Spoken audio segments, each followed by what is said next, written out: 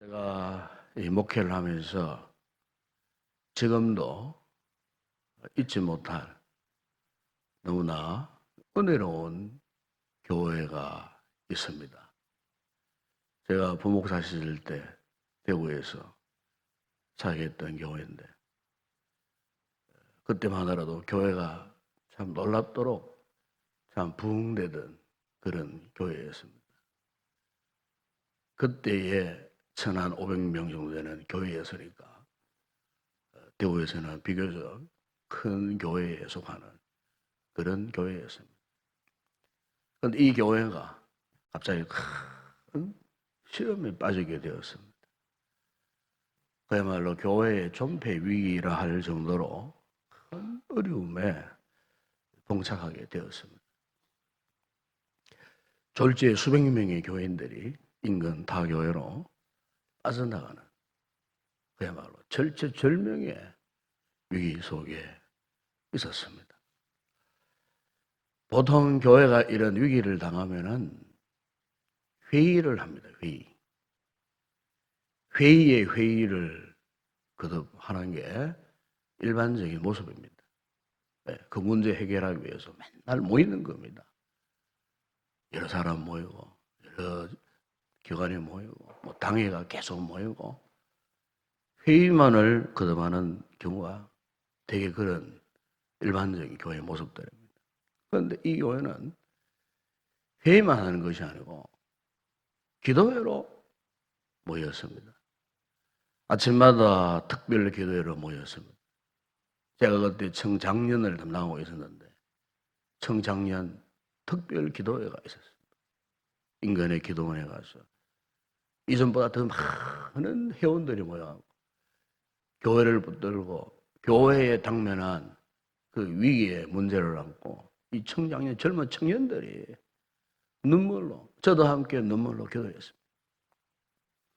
말씀을 전하고 그 말씀을 들고 눈물로 부러지고 기도해요. 밤을 새워가면서 철야 기도를 하면서 산상에서 그렇게 눈물로 부러지고 기도했다.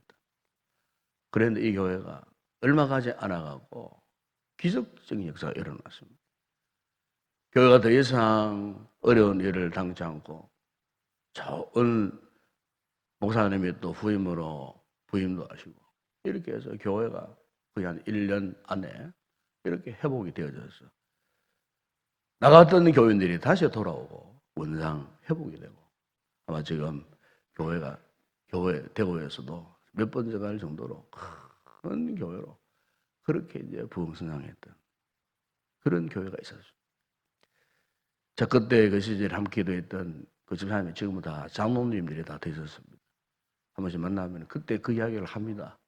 그때 교회가 힘들었을 때에 기도했던 그 영적인 추억들을 가슴에 다 담고 지금도 이렇게 가끔 만나면은 그런 이야기를 하는 모습을 볼 수가 있습니다.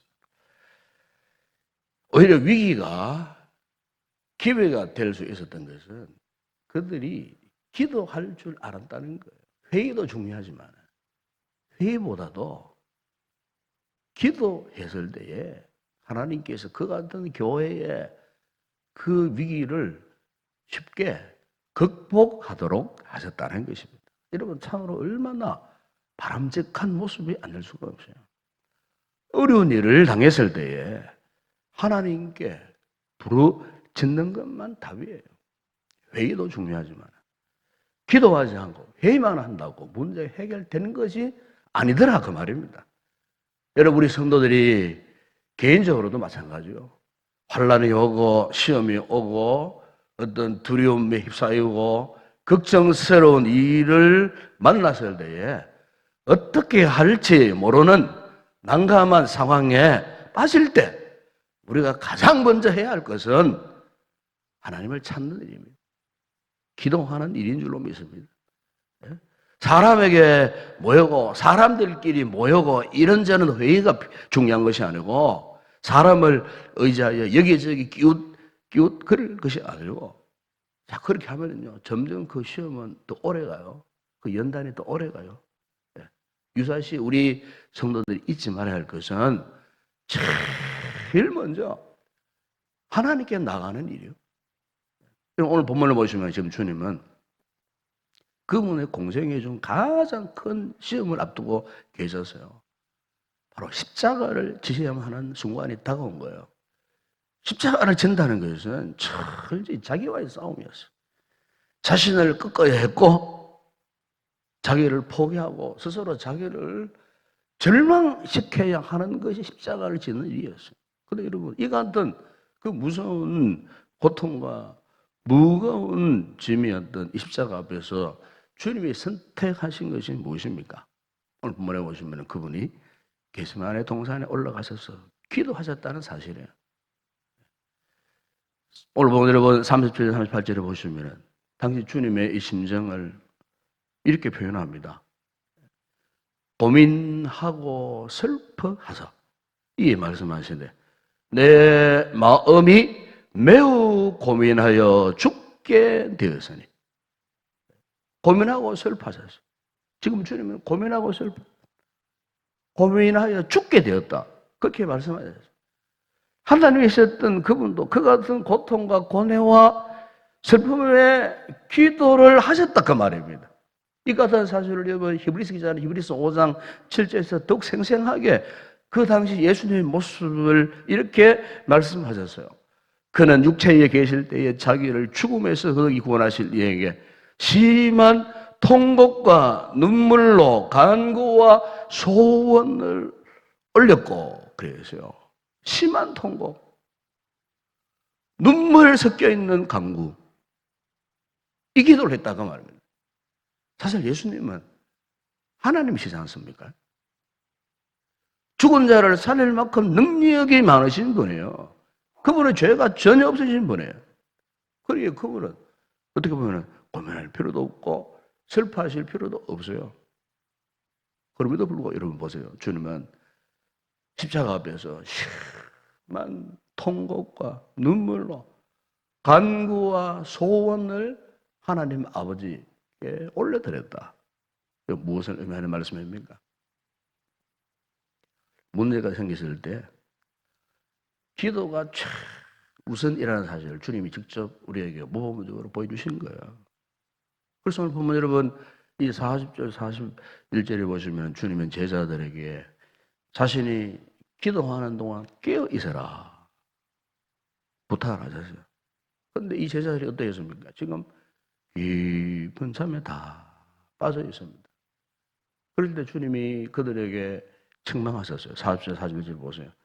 너희가 나와 함께 한 시간도 이렇게 깨어질 수 없더냐. 시험에 들지 않게 깨어 기도하라. 마음이라는 원료로는 육신이 약하도다.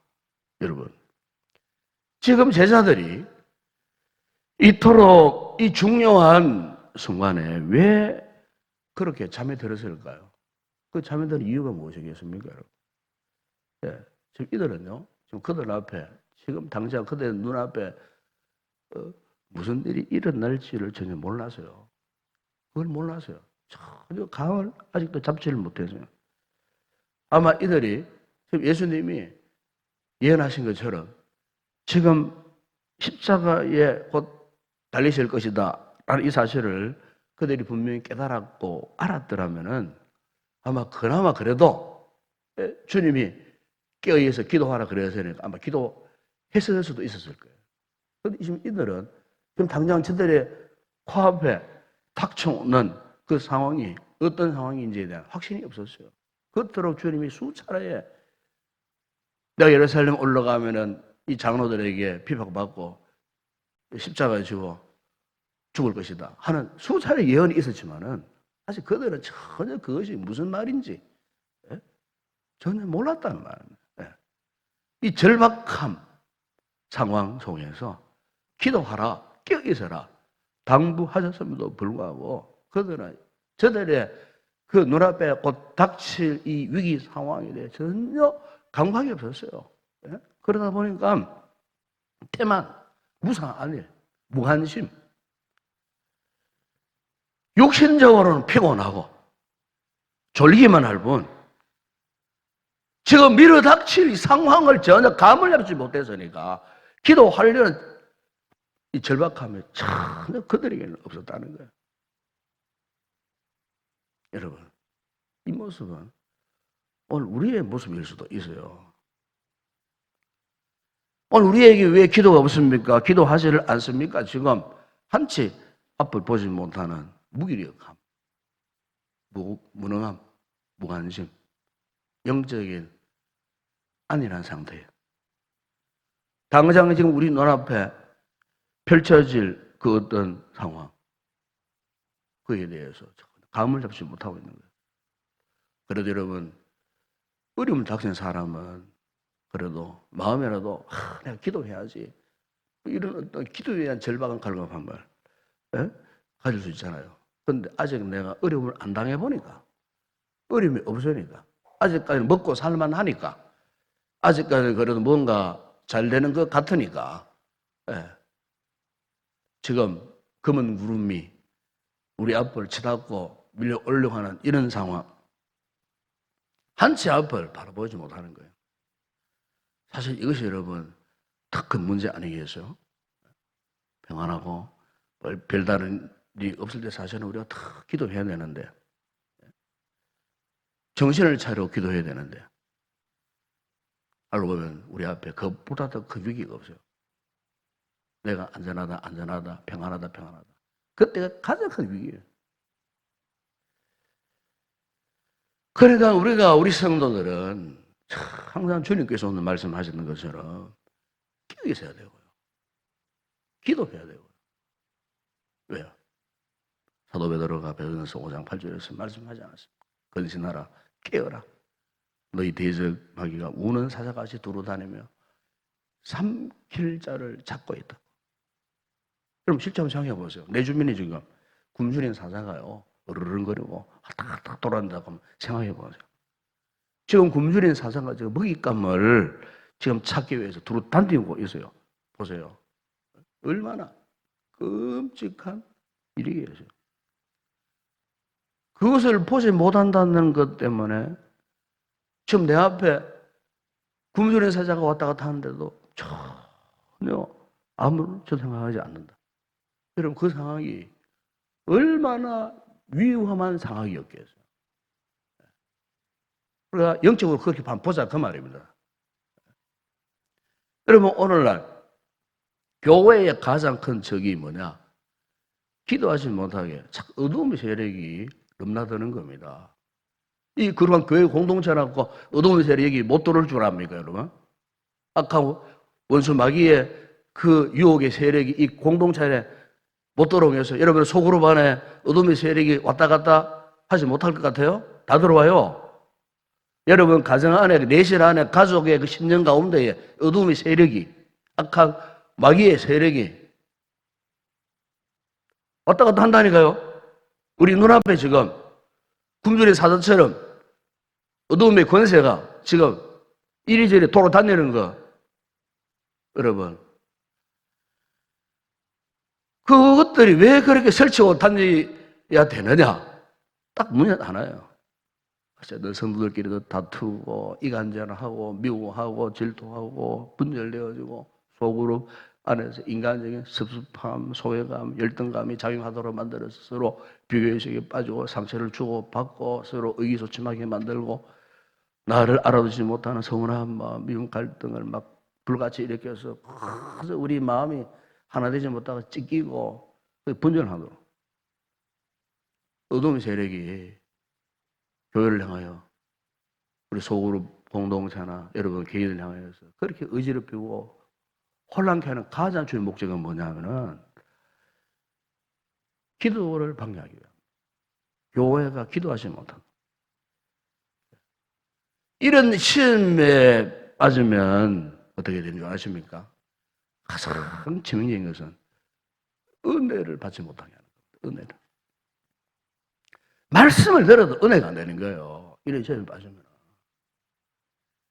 이미 기가 막혀 있어요. 이미 눈이 캄캄해져 있어요. 은혜의 세계를 들어도 보아도 감동이 사라져요. 결국 그의 삶 속에 기도가 없어요. 영적 깊은 침대 속에 그냥 던져져 버리는 거예요. 여러분, 이 같은 어둠의 세력의 역할이 바로 이거예요. 이렇게 해서 우리로 하여금 기도를 하지 못하고, 기도 외에는 다른 방법이 없는데 그 유일한 대안인 기도를 하지 못하도록 이 어둠의 세력이 개인이든 소그룹이든 이 대그룹이든 어쨌든 왔다 갔다 우리 심령을 좀먹고 혼란케 해서 상처받게 해서 기도하지 못하도록. 혹 여러분 가운데 지금 그런 시간에 빠진 분들은 속히 거기서 돌아서야 됩니다. 아시겠죠? 네, 돌아서야 돼요. 여러분, 우리가 마가복음 9장에 보시면은 거기 보면은 말 못하고 듣지 못하는 귀신 들린 아들을 낳은 아버지가 그 아이를 예수님께 데리고 왔어요. 예수님이 치료해 주셨어요. 이 일을 지켜보던 이 제자들이 주님께 물었어요. 이 같은 힘이 능력이 어디서 났습니까? 물었을 때에 주님께서 그들에게 기도 외에 다른 것으로는 이런 종류가 나올 수 없느니라. 기도 외에, 기도 외에는 다른 방법이 없었다 그 말이에요. 여러분 오늘 본문에 주님은 잠에 빠져 고난에 누워 있던 이 제자들에게도 말씀하셨어요. 여러분 40절에 보세요. 41절에 너희가 나와 함께 한 시간도 이렇게 깨어있을 수 없더냐. 시험에 들지 않게 깨어 기도하라 그래서 옛날 이 개혁성경에는 이 한 시간도 이렇게 깨어 있을 수 없다 이 말을 한 시 동안도 그래요. 사실은 오늘 이 개정 번역성이 정확합니다. 영어 성경에 보면은 이 한 시 동안을 원 아우 한 시간 정확하게 한 시간 60분 한 시간 주면 그 뜻에 말씀하죠. 한 시간도 너희가 24시간 동안에 한 시간도 기도할 수 없었더냐. 그 뜻이에요. 한 시간 60분도 기도할 수 없었더냐. 제가 제자훈련을 하면서 우리 성도들이 이 이야기를 항상 합니다. 우리 평신도들은 하루에 최소 1시간을 기도하셔야 돼요. 그래 1시간 기도해라. 새벽 기도 나와갖고 한 3, 40분 기도하고 저녁에 자기 전에 또 한 20분 정도 기도하고 낮에 뭐 운전하면서도 기도하고 뭐 설거지 청소하면서도 눈 뜨고도 기도할 수 있잖아요. 기도하고 다 합쳐갖고 이런 기도 저런 기도 다 합쳐가지고 최소 우리가 1시간은 기도해야 된다. 1시간. 하루에 1시간. 여러분 어떻습니까? 여러분 지금까지 하루에 1시간 기도하고 계십니까? 이런저런 기도 다 합쳐가지고 하루 1시간 기도하시느냐 그 말이에요. 여러분 하루에 1시간도 기도하지 못한다면 지금 우리가 어떻게 이 믿음 생활을 할 수 있겠어요? 하루 1시간도 기도하지 못하는데 어떻게 영적인 영양소를 공급받아가지고 참 우리가 이 힘 있는 능력 있는 적극적인 이런 믿음의 삶을 살 수 있겠어요? 1시간도 기도하지 못하는 주제에 우리가 어떻게 믿는다 할 수 있겠어요? 오늘 주님께 제자들에게 그걸 말씀하신 거예요. 너희가 1시간도 이렇게 깨있을 수 없느냐? 하루에 1시간도 기도할 수 없느냐? 뭐 새벽 기도 나오고 안 나오고 그거 문제가 아니에요. 어쨌든 여러분 가정에서 하시든지 어디서 하시든지 하루에 1시간 기도할 수 있느냐? 돈 벌고 먹고 사는 데만 급급해하고 단 10분도 제대로 기도하지 못하고 여러분 우리가 솔직히 하나님 앞에 주님 앞에 우리의 오늘 신앙의 이 모습을 한번 고백하고요 성찰을 할 수 있는 그런 시간이 되면 좋을 것 같아요. 일주일에 1시간도 제대로 기도하지 못한다. 일주일 168시간 동안에 1시간도 제대로 집중적으로 주님을 잡고 기도하지 못한다. 부끄러운 모습 아니에요? 그렇지 않습니까? 1시간도 기도하지 못하면서 어떻게 목사가 되고 장로가 되고 권사가 되고 집사가 되고 새 리더가 되고 1시간도 기도하지 못하면서 우리가 구원받는 하나님의 자녀 백성이라고 떳떳하게 생각할 수 있겠어요? 1시간도 기도하지 못하는 주제에 참 우리 자신을 돌아보면 정말 주님 앞에 부끄럽게 짝이 없는 모습.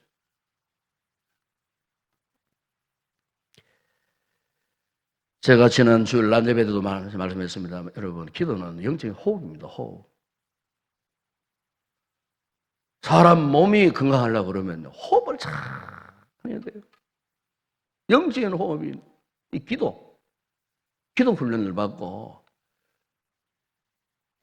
기도가 술술술술 기도가 부담 없이 편하게 기도가 술술 길을 가면서도 기도가 술술술 나오고 운전을 하면서도 기도가 술술술 나오고 가사일을 하면서도 청소하고 밥 짓고 빨래하면서도 기도가 술술술 나오고 무시로 성령 안에서 기도가 술술술 나오고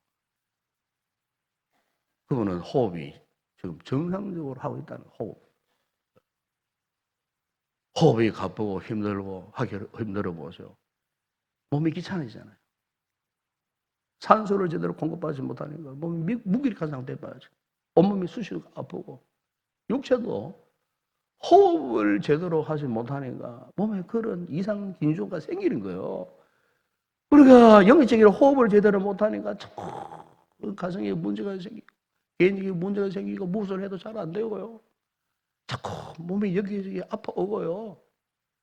자녀들이 문제를 펑펑 터뜨리고 영적 호흡이 지금 그 가정에 영적 호흡이 지금 순환계 기관이 지금 문제가 있다 그 말이에요. 저 기도를 하지 않으니까 이 어둠의 세력이 자꾸 시험 들게 만들고 유혹 당하게 만들고 무엇을 해도 잘 되지 않게 만들고 아침마다 습관적으로 운동하는 분들 이야기 한번 들어보세요. 단 하루만 운동을 쉬어도요. 몸이 어떻습니까? 몸이 막 하고 뭔가 막 깨어나지를 못하고 그래서 다시 운동을 재개합니다. 그러면요 몸이 가뿐해집니다. 산을 타는 분들 보세요. 산 타다가 산을 안 타보세요. 몸이 막 찌부둥하고 근데 산에 올라가요. 땀 흘리고 운동하고 산 공기 마셔보세요. 기운이 새로워져. 몸이 새로워지는 거예요. 예? 처음에는 하기 싫었는데 하고 나니까 기분이 너무 좋은 거예요. 여러분 이 특수기간에 일찍 잠에 깨가고 기도하고 돌아가실 때 어떻습니까? 정말 기분이 쌈박하잖아요. 예? 매일 새벽기도 하시는 분들 한번 보세요. 새벽기도 며칠 빠져보세요. 뭔가 막 끼부득하고 기분도 어떻게 무거워지고 그런데 새벽기도 와서 기도하고 탁 돌아갈 때 여러분 그때만큼 기분이 좋은 때가 없어요. 왜요? 이 기도라는 것은 우리가 주님을 만나는 시간이잖아요. 예수 그리스도 임재를 경험하는 시간이에요. 그러니까 이 기도 시간은 주님과 확실한 교제가 있는 시간이에요. 그러니까 이 기도하는 동에 우리를 힘들게 하고 우리를 어렵게 하는 이런 것들이 문득 사라져 버리는 거예요. 기도하니까 우리 마음의 심령에 기쁨이 넘치는 거예요. 확신이 오는 거예요. 기도하지 않으니까 점점 힘들어지는 거예요. 기도를 못하니까 영적인 신진대사가 원활하지 못하니까 마음이 괴로운 거예요. 고통스러운 거예요. 오늘 주님께서도 지적하셨잖아요. 마음의 원료로되 육신이 약하도다. 기도하지 못하니까 몸도 마음도 점점 무거워지고 약해지고 답답해지면서 결국 무기력한 상태야. 빠져버리는 거예요. 결국 시험을 당하는 거예요. 그러나 기도하면 삶 자체가 쉬워지고 기도의 능력을 받으면 그 어떤 문제 앞에서도 두려움이 사라져버리고 그래서 오늘 주님께서는 한 시간도 깨어 있을 수 없느냐 그렇게 말씀하시는 거예요. 우리나라 그 선교 초기 일화 가운데 최초의 기도회가 언제 있었냐면요 1903년도에 원산 그 원산 지역에 그 당시에 이 감리교 선교사 하디라고 하는 선교사가 있었어요. 하디라고. 이 하디라고 하는 이 선교사가 우리나라 교회에서 처음으로 이 기도회를 만들었어요. 그 1903년도에 얼마나 못 살고 가난하고 무식한 나라였습니까? 그것도 그야말로 곧 이제 그 나라를 빼앗길 그 징이 있는 바로 앞에 등불 같은 그런 시대에 암울한 시대에 그 농부들 참 배우지 못한 무식한 그 교인들 그 다 쓰러져가는 초가집 그 예배당에 기도 저수죠.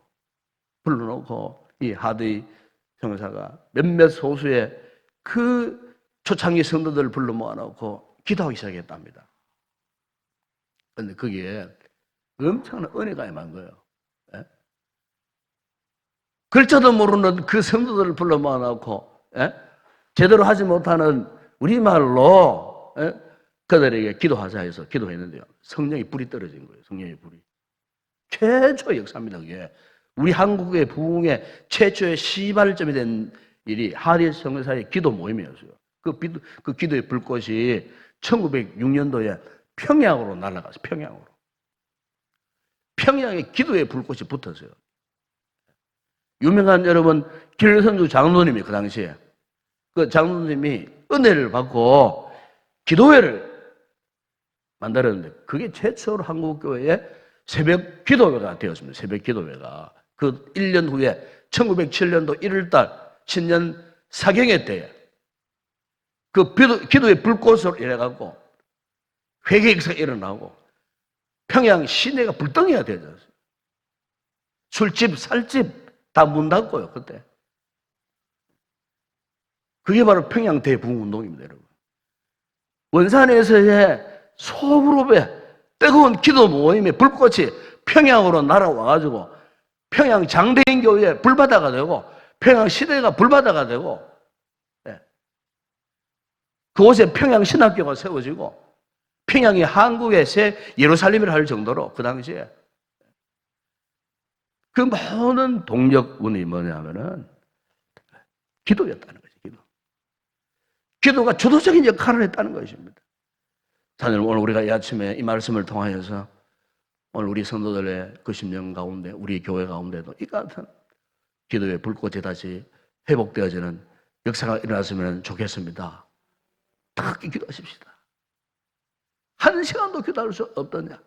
이 주의 말씀을 가슴에 품고 주님, 오늘부터 내가 하루 한 시간, 최소 한 시간은 내가 어디 있든지 무엇을 하든지 한 시간을 내가 기도하겠습니다.